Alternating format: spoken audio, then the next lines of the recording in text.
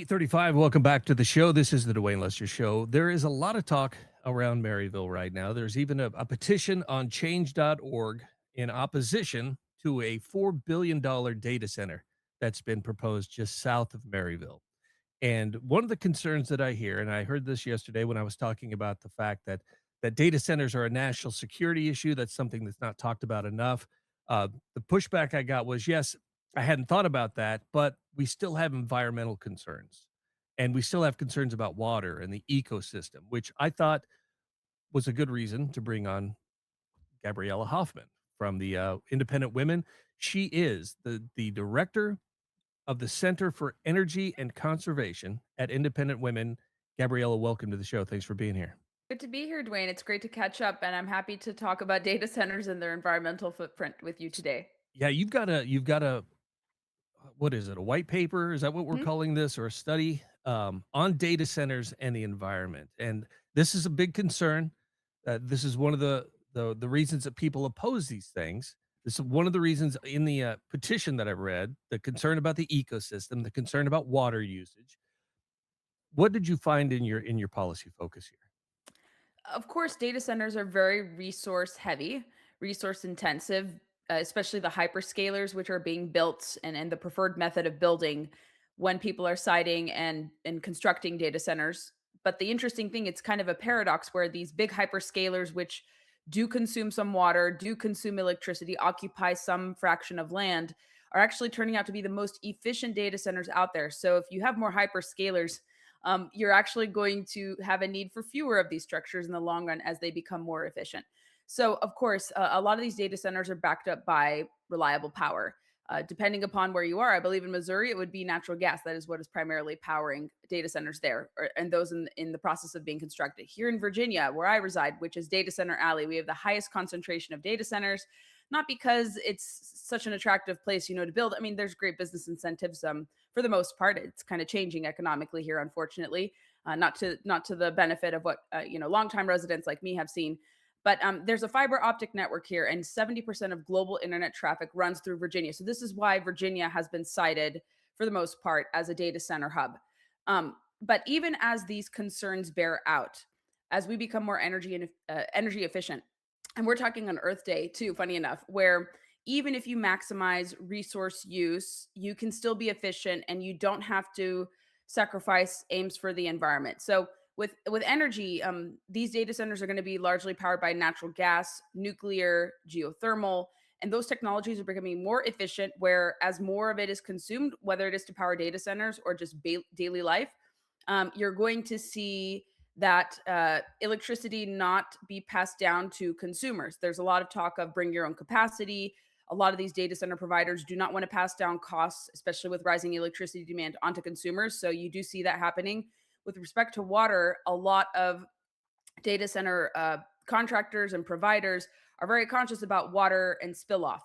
Again, a lot of these like any infrastructure project, energy intensive infrastructure project, these have to go through, for the most part, the typical environmental review process. I know there's been instances where they have skirted review. I don't think that would be appropriate for them. Like every project should be subject to review and questioning, of course, but a lot of the projects that are constructed have had to go through environmental review.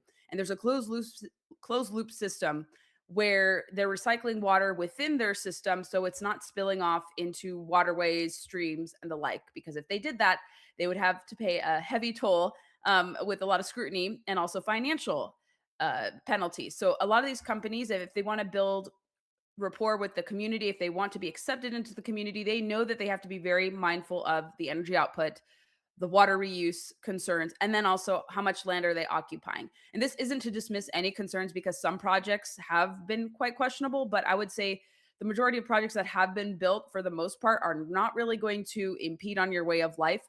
In fact, if you depend on technology, you're going to be depending on these data centers for every interaction you have online, and you're feeding it the demand for data centers. So unless you quit your use of technology and become a luddite, like you're contributing to this. So people have to choose, like, do you want environmental progress? Do you want progress here? Or do you want to totally backtrack? And I think a lot of people think data centers are only providing services for slop, AI generated images, but it goes so much more, Dwayne. As you know, it's manufacturing, it's energy outputs, it's so much. I mean, people who claim to be for clean energy, a lot of AI is going to be going to that as well. So it is a little bit difficult to wrestle. I think it really comes down to that people who are champions of climate mandates, they've lost in this because the data center providers have said we can't use wind and solar to power our data centers. In blue states, they are trying to condition data center construction with renewables only as part of their renewable portfolio standards and green mandates.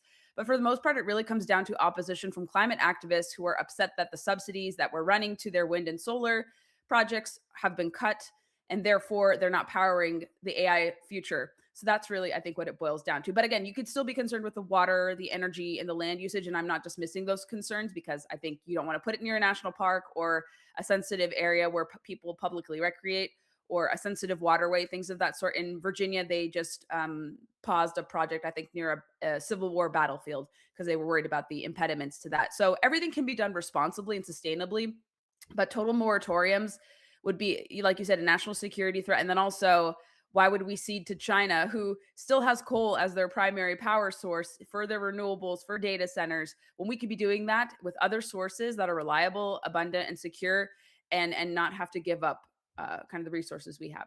There's a lot there that we need to go through, and I'm hoping my sieve-like mind can hold on to all the paths that I wanted to go down, but I once again want to volunteer the entire state of Kansas to house all of the data centers. Just put them all if you've driven across Kansas on 70, there's nothing out there. Just put them all there, and we'll be fine. Nobody's gonna notice, so, there is a lot to unpack, and what I found really funny to me is that the complaining about the data centers that's being done on Facebook is using data centers to do it. The change.org petition to stop the data center is using a data center somewhere to do it. So all the tools that people are using to oppose data centers are leveraging data centers that have already been built. And that's part of me thinks this is more NIMBYism than it is about opposition to a data center. That we also talk a lot on the show about there's what is seen and what is unseen, and that is important. So you can see the data center, and some people oppose that. But what is unseen is because, like you said, you build this hyperscale, and you don't need to build others. These things are becoming more efficient, so you don't see the other land that isn't developed. You don't see the other land that is not necessary to be developed, that is left there. So okay, you see this, but you don't see that, and that is what you need to consider also. Let's get into some specifics about this data center that's being proposed in Northwest Missouri here. So they're talking it's gonna be a hyperscale.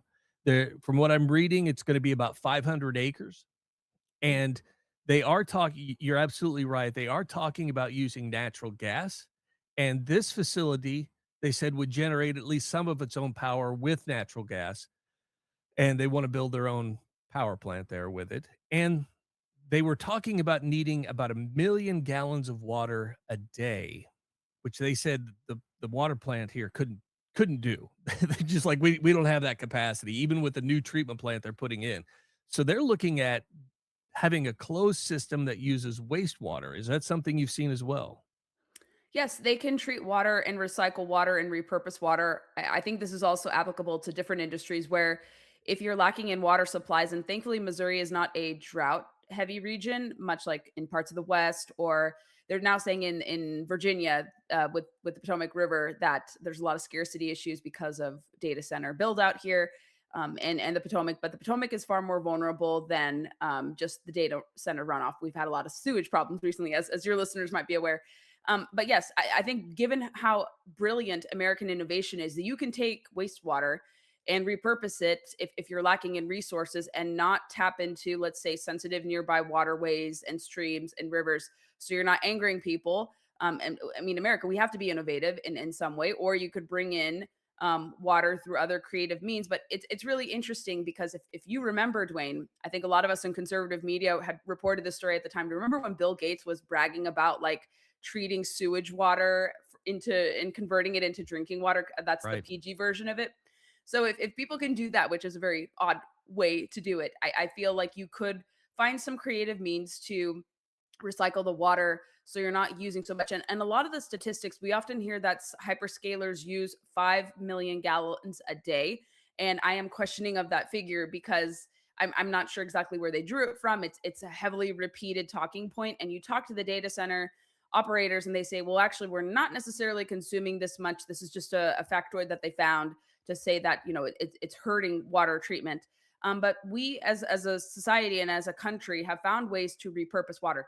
Desalinization in hard to reach areas, or let's say you're near the ocean and you're in an arid climate, and you can convert a lot of that salt water into drinking safe drinking water. Desal could be a great means of which, let's say, like, aside from water treatment. So if you, let's say, you're developing data centers outside of Missouri, you could look to desal, and I bet you desal can even work in the Midwest as well. So there are creative ways that these data centers are looking to innovate to not waste water and to repurpose a lot of the water that they are using and consuming for heating and cooling purposes.